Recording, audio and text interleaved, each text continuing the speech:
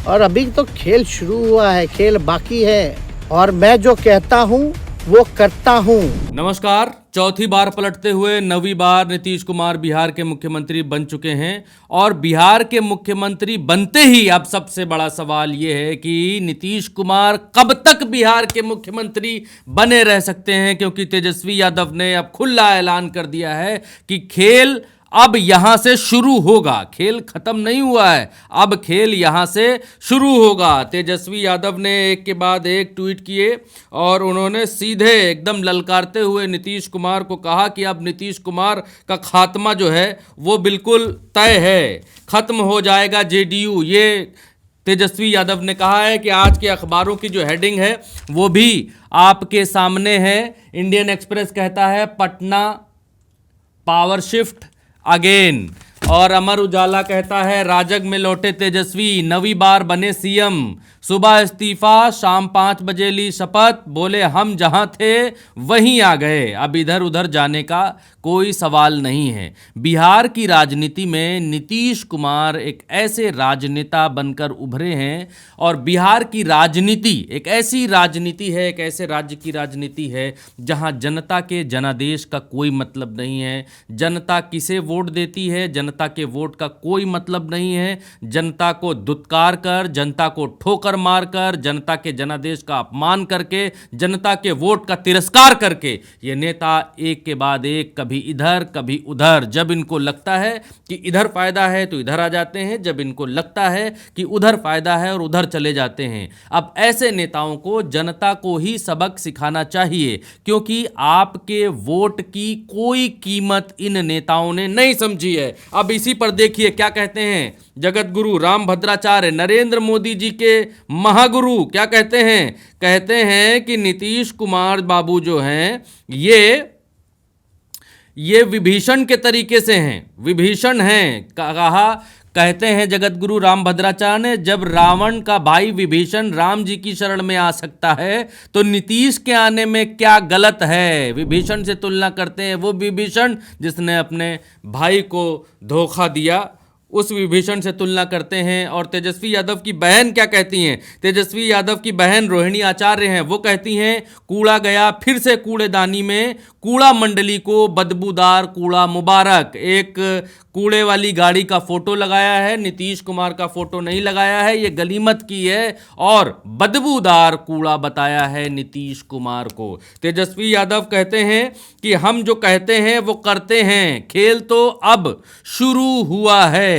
अब कौन सा खेल करने वाले हैं तेजस्वी यादव? क्या फिर से बिहार में कोई नया चक्रव्यूह रचा जा रहा है? क्योंकि राहुल गांधी जीतन राम मांझी को फोन कर चुके हैं, जीतन राम मांझी को फोन किया और नरेंद्र मोदी को नीतीश कुमार ने फोन किया। बिहार की राजनीति में ये फोन कॉल क्या कहते हैं वो भी हम आपको अभी बताएंगे, लेकिन उससे पहले अखिलेश यादव ने क्या कहा है वो भी आपको देखना चाहिए। अखिलेश यादव ने ट्वीट किया और कहा, ये तब कहा जब नीतीश कुमार ने शपथ ले ली, और नीतीश कुमार ने क्या कहा वो भी आपको समझना चाहिए। नीतीश कुमार ने गठबंधन को तोड़ने की कोई वाजिब वजह नहीं बताई है। नीतीश कुमार ने सिर्फ और सिर्फ इतना कहा है कि हमको वहां जी काम नहीं किया जा रहा था, कि करने दिया जा रहा था, जिसकी वजह से हम वहां से चले आए और बिहार को अब जो है बिहार में विकास करने के लिए हम भारतीय जनता पार्टी के साथ आए हैं। लेकिन भारतीय जनता पार्टी के नेता जिस तरीके से इनके शपथ ग्रहण समारोह में नहीं पहुंचे हैं, अमित शाह नहीं पहुंचे हैं, नरेंद्र मोदी नहीं पहुंचे हैं, वो बताता है कि नीतीश कुमार का राजनीतिक करियर का अंत बहुत नज़दीक है। क्योंकि मन नहीं भाए हैं नीतीश कुमार, न मोदी के न शाह के। नड्डा को भेजकर शपथ ग्रहण समारोह करवाया गया है नीतीश कुमार का। अब आप समझ सकते हैं कि नीतीश कुमार की अहमियत क्या है एनडीए में और भारतीय जनता पार्टी की नज़र में। एनडीए तो अब खैर भारतीय जनता पार्टी ही एनडीए है। हाँ, अखिलेश यादव क्या कहते हैं वो आप समझिए। कहते हैं ये भाजपा का लोकसभा चुनाव हारने की हताशा का नतीजा है, जिसने साजिश करके एक भावी प्रधानमंत्री को अपने साथ मिलाकर मुख्यमंत्री के पद तक ही सीमित कर दिया है। ये नीतीश कुमार के बारे में कह रहे हैं अखिलेश यादव। फिर कहते हैं कि भाजपा ने बिहार की जनता का अपमान किया है और जनमत बहुमत का भी अपमान किया है। जनता इस अपमान का जवाब भाजपा गठबंधन को लोकसभा में चुनाव हरा कर देगी। बिहार का हर निवासी अपना अगला वोट बिहार के सम्मान बचाने के लिए करेगा, भाजपा को हराने के लिए करेगा। एक और दनादन ट्वीट अखिलेश यादव ने किया, वो भी सुन लीजिए। भाजपा अपने जीवन काल में इतनी कमजोर कभी नहीं थी जितनी आज हो गई है। आज विश्वासघात का नया कीर्तिमान बन गया है। जनता इसका करारा जवाब देगी। कोई आप पर विश्वास न करे, एक व्यक्ति के रूप में किसी की इससे बड़ी हार और कुछ नहीं हो सकती है। और यह सच बात भी है कि आज की तारीख में नीतीश कुमार की क्रेडिबिलिटी शून्य हो चुकी है। नीतीश कुमार को भारतीय जनता पार्टी भी ख़त्म करना चाहती है, उनकी राजनीतिक विरासत ख़त्म करना चाहती है। और तेजस्वी यादव ने भी अब इस तरफ हथियार उठा लिए हैं और नीतीश कुमार के राजनीतिक अंत की घोषणा जो है वो तेजस्वी यादव ने कर दी है। और तेजस्वी यादव ने कहा है कि ख़त्म हो जाएगा राजद, यह खुलकर तेजस्वी यादव ने कह दिया है। अब जो फ़ोन कॉल वाली बात है, क्योंकि ये जो नीतीश कुमार का शपथ ग्रहण समारोह है ये 2-3 दिन से क्यों अटका हुआ था, क्यों गोदी मीडिया बता रहा था, दिखा रहा था गिर जाएगी, आज गिरेगी, कल गिरेगी, आज इस्तीफा देंगे, कल देंगे, क्योंकि भारतीय जनता पार्टी में नीतीश कुमार को कोई भाव नहीं दे रहा था। अमित शाह नीतीश कुमार को सेक नहीं रहे थे। जेपी नड्डा नीतीश कुमार से बात कर लें और सरकार बनवा लें, ऐसा अभी उनके पास इतना पावर है नहीं।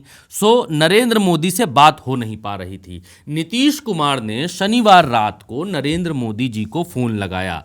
फ़ोन लगाने के बाद ये बात की, नीतीश कुमार गिड़गिड़ाए। नीतीश कुमार ने कहा कि हमसे जो गलती हो गई थी जी, हमसे गलती हम सुधार रहे हैं, हम फिर से आ रहे हैं। क्योंकि नीतीश कुमार को लगता है कि भारतीय जनता पार्टी के साथ ही आकर सीटें आ सकती हैं, क्योंकि पहले ये एक बार लोकसभा का चुनाव लालू यादव की पार्टी के साथ लड़कर देख चुके हैं, उसमें इनको अच्छा परिणाम हासिल नहीं हुआ था। तो नीतीश कुमार भी अभी भी स्थायी नहीं है। ऐसा नहीं है कि नीतीश कुमार स्थायी हो चुके हैं। नीतीश कुमार को लोकसभा का चुनाव लड़ना है भारतीय जनता पार्टी के साथ मिलकर, उसके बाद फिर नीतीश कुमार पलटेंगे, इसमें भी कोई दो राय नहीं है। तो नीतीश कुमार नरेंद्र मोदी के सामने फ़ोन पर रात में गिड़गिड़ाए। ये छपा है, इधर यहाँ छपा है, यहाँ छपा है।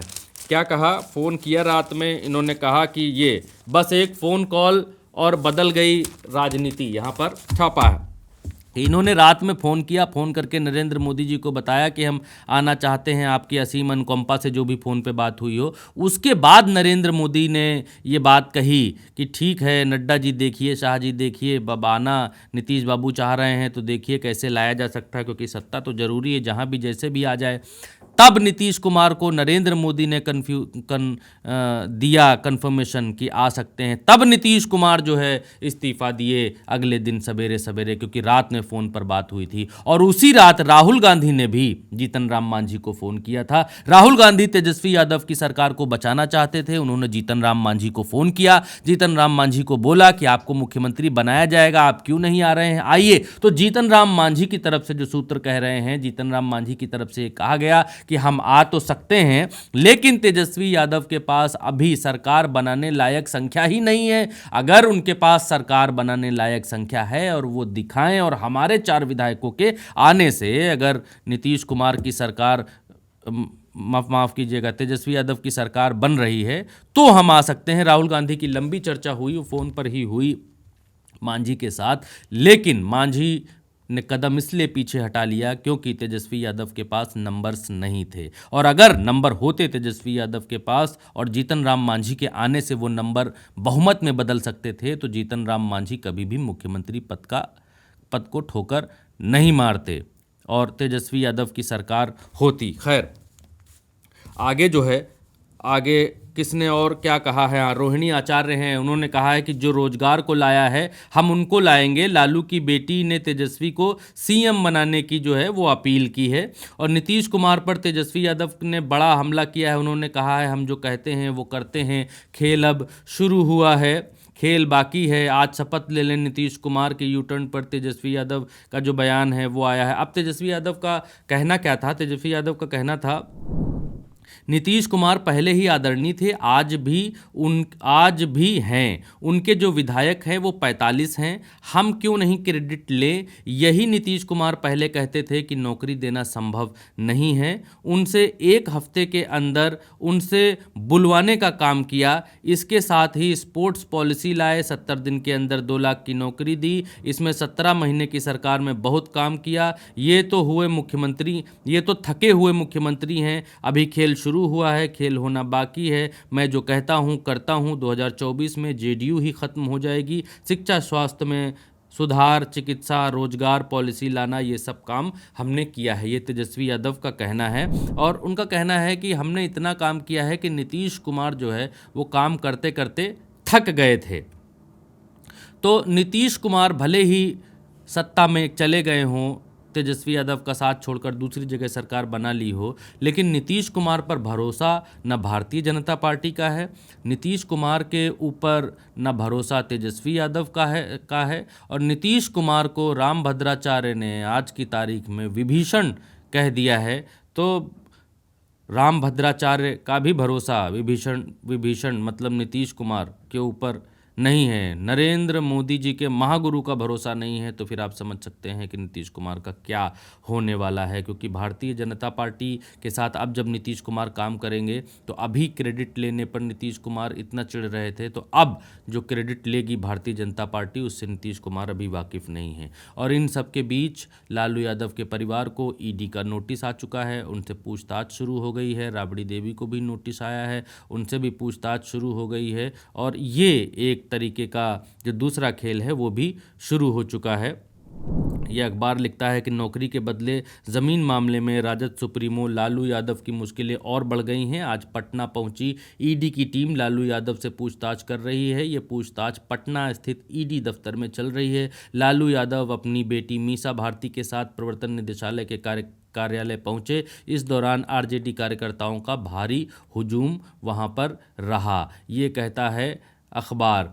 और बिहार की राजनीति में बहुत तेज़ी से परिवर्तन हो रहे हैं, क्योंकि मसला ये है कि तेजस्वी यादव के पास खोने के लिए बिहार में कुछ नहीं है। और भारतीय जनता पार्टी ये अच्छे तरीके से जान चुकी है कि राम मंदिर की लहर उतनी बनी नहीं है जितनी बननी चाहिए थी। तो अब बिहार में 39 सीटें उनके गठबंधन ने जीती थीं, तो बिहार को किसी भी हाल में लूज़ नहीं करना चाहते हैं, चाहे नीतीश कुमार को चुम्मी लेने पड़े, पप्पी लेने पड़े, सर पे बिठाना पड़े। और इसी वजह से नीतीश कुमार को वो भारतीय जनता पार्टी अपने साथ लेकर आई है जिस भारतीय जनता पार्टी ने मंच से ऐलान किया था कि अब कभी नीतीश कुमार को दोबारा नहीं लेंगे। और दूसरी तरफ तेजस्वी यादव के पास खोने के लिए अब कुछ नहीं है। तेजस्वी यादव जो हासिल करेंगे वो गेन ही करेंगे। वो भारतीय जनता पार्टी और नीतीश कुमार के खेमे से खिसक कर ही तेजस्वी यादव की पार्टी की तरफ आएगा। तो अब ये जो खेले की बात कर रहे हैं तेजस्वी यादव, ये खेला लोकसभा चुनाव को लेकर कहने का मतलब हो सकता है, क्योंकि अभी इतनी जल्दी ये सरकार गिरने वाली तो